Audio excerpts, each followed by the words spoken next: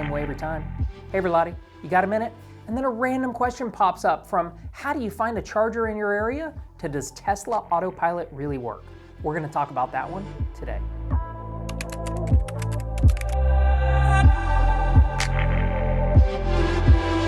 A little over 2 months ago, I decided to buy a Tesla Model 3 for two main reasons.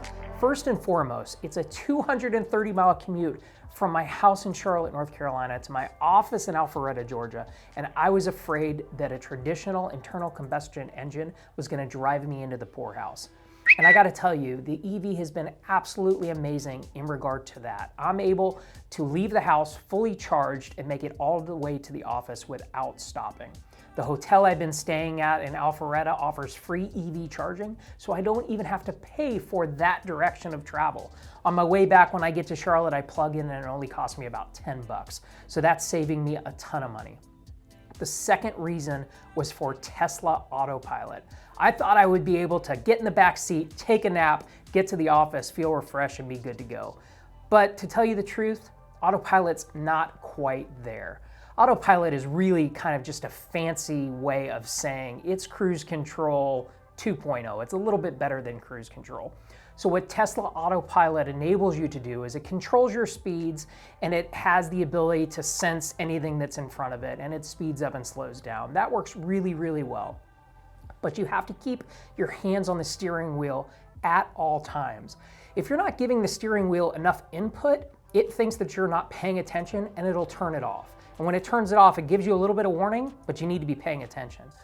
I found that it works best if you give the steering wheel just a little bit of input, just so it knows that you're there. And if it knows that you're there, it'll drive all the way to Charlotte in one lane, or excuse me, all the way to Alpharetta in one lane, and it works pretty good. If you want to do a lane change, you have to hit your turn signal, it turns the steering autopilot off, you switch lanes, and then you fire it back up.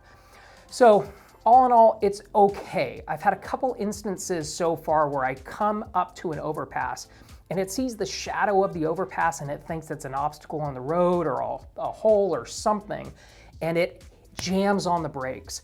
That's happened to me 3 times now. The first time it really just scared the ever-living daylights out of me. So the best thing you could do is hit the brakes and it'll turn the autopilot off, or jam on the gas and it'll get going. Regardless, I was really happy that there was no one behind me.